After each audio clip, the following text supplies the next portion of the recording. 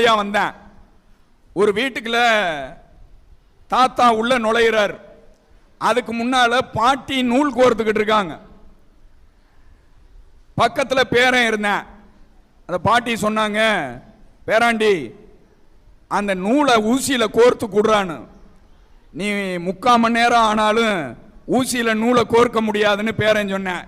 ஏண்டா பேராண்டி அப்படி சொல்றேன்னு பாட்டி கேட்டாங்க. ஊசி கீழே விழுந்து 3/4 மணி நேரம் ஆயிப்போச்சு, நீ ஊசிய நூலோட கோர்த்துக்கிட்டு இருக்க அப்படின்னு. அப்ப எடுத்து கோர்ப்பமேனு அவன் எடுக்கிறேன். தாத்தா உள்ள வந்தாரு.